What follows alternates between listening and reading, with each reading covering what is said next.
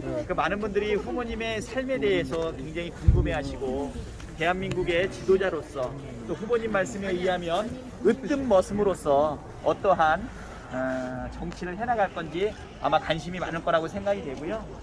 어떻게 우리 이재명 후보님을 알기 위해 가지고 이재명 후보님의 혹시 자서전 보신 적 있나요? 네. 혹시 인간 이재명 보셨어요? 네. 맞습니다. 저도 그 인간 이재명을 보면서 왜 이름을 인간 이재명이라고 붙였을까 이렇게 생각이 되었는데 이재명 지사님 자꾸 지사라고 자꾸 말씀을 드리는데 예 경기도지사일 때 계속 대변인으로 있다 보니까 입에 좀 배인 것 같아요. 인간 이재명 책을 제가 꼭 한번 읽어보시기를 좀 권합니다. 거기 보게 되면 어린 시절부터 정치를 하게 된 계기까지의 내용들이 쭉 나오고요. 저는 이제 그걸 보면서 어떤 생각이 들었냐면 잘 아시다시피 안동 예안에서 아주 타전민의 아들로 어렵게 성장을 했죠.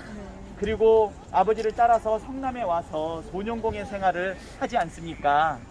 그러면서 이재명의 삶은 가난하고 어렵고 힘들었지만 거기서 몸으로 경험했던 사회의 부조리라든가 불공평이라든가 하는 이런 부분들을 해결해 나가기 위해서 작은 인간적인 희망으로 공부를 시작을 했어요. 그런데도 불구하고 이재명 후보는 자기의 삶을 개선시키는 것으로만 끝나지 않고 본인이 겪었던 불공정, 그 다음에 부조리, 부당함 이거를 단순하게 해소하는 데서 멈추지 않고 그러한 사람들과 함께하는 삶을 살았다는 것이죠. 사람들 마음에는 우리가 모두 가지고 있는 사적 욕망도 있고 공적인 욕망도 있는데 그 두 가지를 어떻게 조화시키는 것이냐라고 하는 것이 공직자로서의 자세가 아닌가 이렇게 생각이 됩니다. 어려운 가정 형편을 이겨내고 공장 생활을 하면서 검정고시를 통해서 대학을 가게 되고 대학을 가서 남들보다 빠르게 사법시험에 합격이 되었지만 그때 판검사라고 하는 세상이 인정해주고 또 잠깐만 근무해도 정관예우를 받을 수 있는 기득권자의 반열에 들어가지 않고 노동자들을 위해서 이천과 여주 등의 노동 상담소를 차리죠. 최근에 어떤 아름다운 미담도 있었는데 약 30년 전에 있었던 그런 일들에 대해서 아마 여러분들 보셨을 것 같아요. 자기 사무실을 열을 돈이 없어서 선배들을 통해 가지고 돈을 어렵게 빌려서 사무실을 열었던 분이 그 바로 전에 노동 사무실을 열기 위해서 어떻게 보면 자기의 전 재산을 내놓다시피 그렇게 헌신했던 삶을 아마 볼 수 있을 것이라고 생각이 됩니다. 그래서 변호사로서 노동의 인권, 노동자와 함께하는 삶을 살다가 바로 지민운동으로 연결이 되게 되죠. 그래서 성남에서 공공의료병원을 만들기 위한 많은 노력을 하고 최초에 거의 2만 명에 달하는 성남 시민들의 서명을 받아서 조례를 발의를 하게 됩니다. 성남 시민들의 공공의료원을 만들기 위한 노력이었는데 단 47초 만에 부결이 되고 그리고서 그것이 무산되는 것을 보면서 노동운동만으로도 또 시민사회운동만으로도 부족한 부분이 있구나. 그것은 뭐냐면 바로 우리가 직접 정치에 영향을 미치고 어쩌면 내가 직접 정치를 해야 되는 것이 아닌가라고 하는 결심을 하고요. 그리고 2, 3년 있다가 2006년도에 성남시장에 도전을 하죠. 그때 실패했고요. 또 2008년에 분당에 다시 국회의원 선거를 출마를 했는데 다시 또 실패를 합니다. 2010년도에 이 두 번의 실패를 겪고 나서 성남시장이 됩니다. 성남시장이 되면서 제일 먼저 했던 것은 뭐냐면 성남 시민들의 삶을 개선하기 위한 노력을 진행을 하는데 이분들이 내세워 첫 번째 하는 거 뭐였나요? 성남의료원을 만들기 위한 그 노력을 하게 되죠. 바로 자기를 정치를 하게끔 만들었던 그리고 시민들을 좌절시켰던 그 경험을 기초로 해서 10년 만에 그 약속을 이루기 위해서 성남의료원을 만드는 사업을 하게 되고요. 자기에게 전가를 남기게 만들었던 파크뷰 분양 사건과 관련된 부분에서 부동산 적폐 세력들이 어떻게 기득권을 가지고 서민들의 삶과 우리들의 삶의 내용들을 가져가는지를 경험한 것을 기초로 해서 대장동에 공공 개발을 하기 위한 노력을 진행을 하게 됩니다.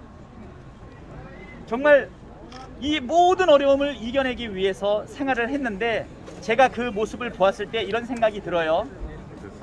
우리 사람 마음마다 부족한 부분, 결핍된 부분이 있는데 그거를 해소하고 자기의 삶을 개선하기 위한 노력은 우리들 마음의 기본적인 마음인데 그것을 개인적인 차원으로 놔두지 않고 그것을 바로 공적인 영역으로 만들 수 있는 사람 많을까?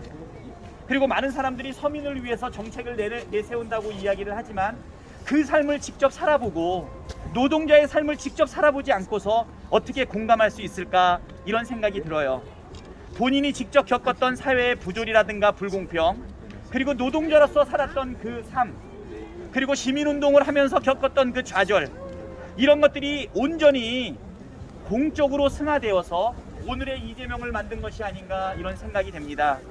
이재명 그러면 한 분이다 이런 생각이 들지요? 네. 결코 좌절하지 않고 결코 타협하지 않고 그리고 청렴 그리고 신뢰 그리고 성과 그리고 실천 이러한 것을 기반으로 해서 지금 대선 후보가 당당하게 되지 않았나 생각이 됩니다.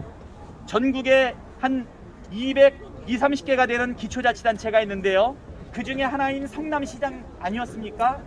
작은 권한을 가지고 성남을 시장을 2번을 하면서 남들도 이뤄내지 못했던 그 부분을 하지 않습니까?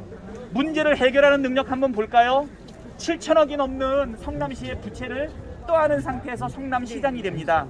이 문제를 해결하기 위해서 정말 획기적인 방안을 모색을 하는데 모라토리엄 선언이라는 것을 하게 되죠.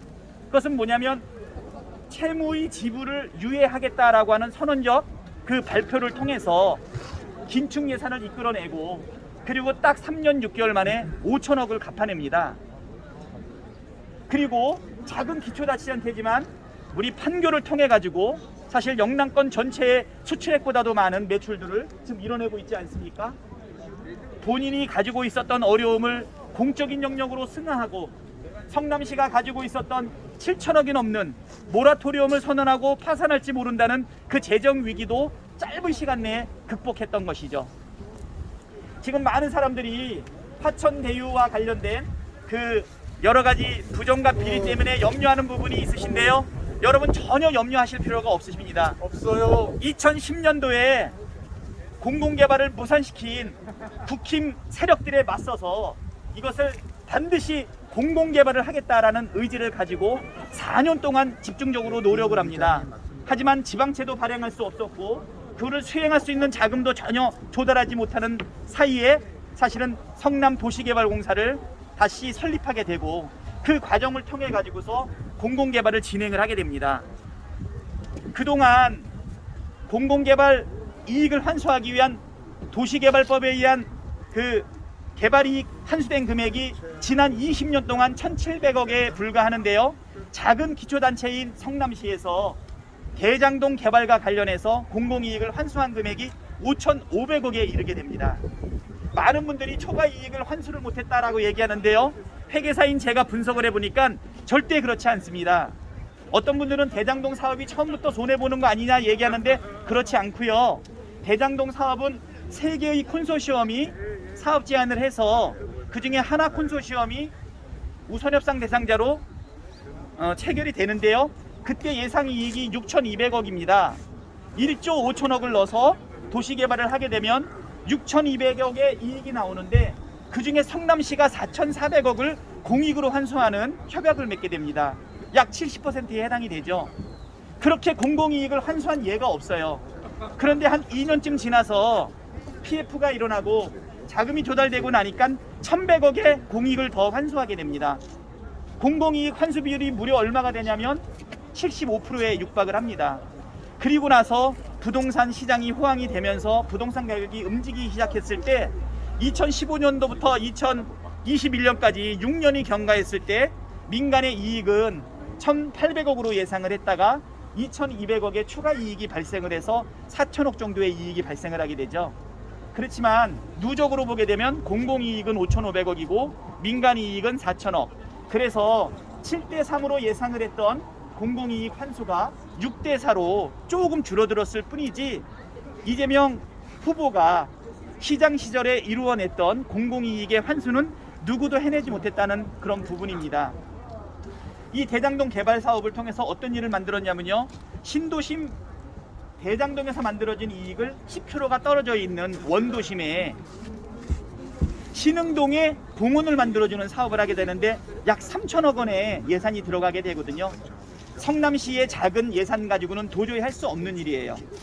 한 도시 내의 원도심과 신도심의 균형 발전을 이뤄낼 수 있는 이런 획기적인 생각, 그리고 고정이익을 먼저 우선적으로 환수할 수 있는 이런 정말 창의적인 아이디어, 이거 아무나 할 수 없다는 생각이 들고요. 오랫동안 부동산에 대해서 그리고 회계사로서 삶을 살아왔던 저도 깜짝 놀랄 만한 학습력과 추진력이 있었던 것이 아닌가 생각이 듭니다. 오늘 여기 상주에 계신 분들, 그 다음에 우리 경북에 계신 분들, 지금 지방소멸 얘기 많이 하고 있지 않습니까? 예, 자꾸 노령 인구들은 높아지고 있고 아이들은 적게 낳고 있고 그 다음에 수도권으로 편중되고 있고, 그러면 이 도시의 지방소멸을 어떻게 막아낼 것인가, 이런 거를 고려했을 때 우리 성남시의 작은 사례였지만 신흥동이라는 곳을 균형 발전을 이뤄내는 이런 모습을 본다 그러면 이재명에게 작은 권한을 맡겼을 때 그 작은 권한을 잘 활용을 해서 문제를 해결했던 것 보신 것처럼 경기도지사를 맡겼더니 경기도가 17개 광역단체 중에서 주민의 만족도가 가장 높고 가장 높은 실적을 이뤄내지 않았습니까? 네. 공약은 어떻습니까? 95% 이상 되지 않습니까? 네. 자, 그렇다면 아무리 경기도가 크고 많은 인구를 가졌다 하더라도 대통령에게 주어져 있는 권한, 대한민국의 지도자에게 주어져 있는 권한에 비하면 어떻습니까? 약소하죠.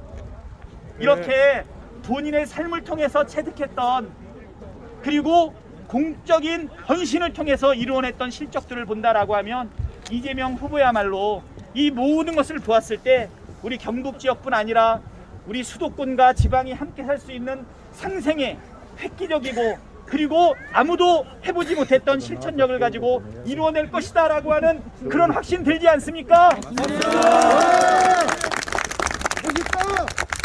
저는 7월 1일부터 이재명 후보의 대변인으로서 옆에서 같이 동행하면서 그분의 말씀을 들어보고 생각을 나누어 봤는데요.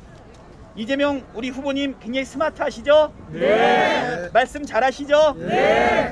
그리고 실천력 대단하시죠? 네. 그리고 털어서 먼지 한 톨 안 나오죠? 네. 그런데 우리 후보님 내가 옆에서 지켜보니까 그거보다 더 멋진 부분이 있어요. 후보님은 서민 그 자체시고요. 여러분들과 여러분과 동일한 경험을 하고 있는, 그래서 그것을 정책으로 만들어낼 수 있는 정말 훌륭한 우리의 지도자이면서 그리고 우리의 머슴이라는 것입니다. 저는 후보님과 함께 처음 했던 식사에서 깜짝 놀랄 일이 있었어요.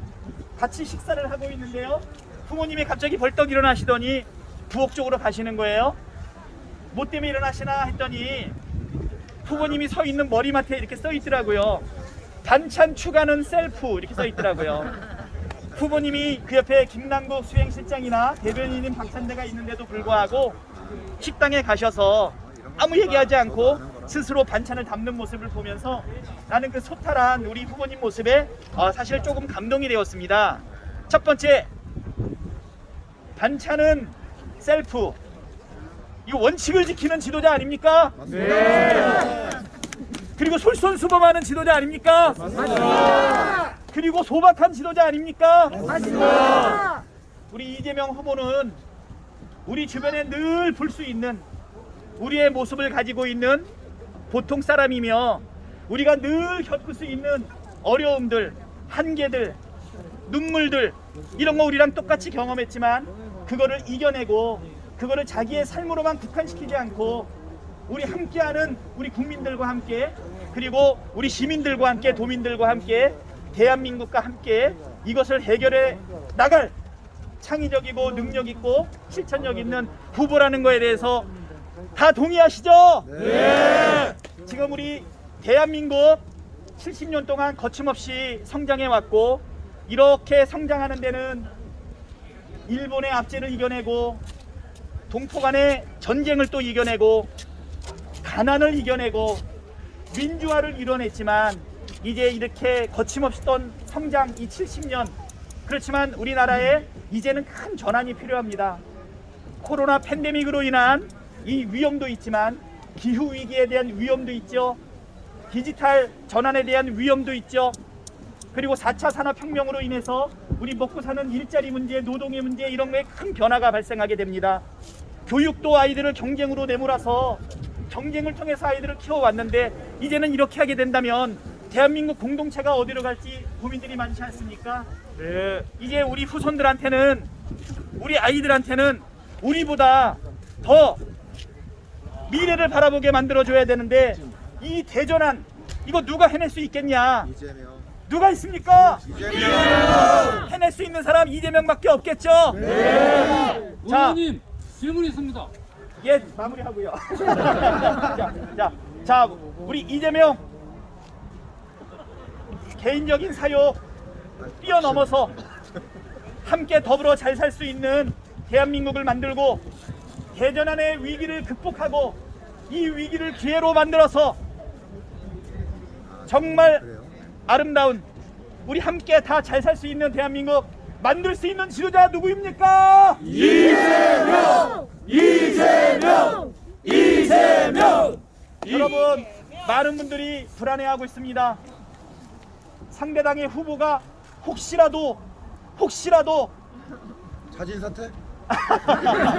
여러분, 이재명 후보 신뢰하시고 믿어주시고 사랑해주시고 손잡아주시고 우리 함께할 때 반드시 승리해서 우리 대한민국 위기를 극복하고 새롭게 발전하며 함께 공정한 삶을 살아갈 수 있을 것을 저는 믿는데 여러분들은 어떻습니까? 예, 믿습니까? 자, 구호 3번 하겠습니다. 이재명은 합니다. 이재명은 합니다. 자, 마지막으로는 이재명은 됩니다입니다. 자, 이재명은 됩니다.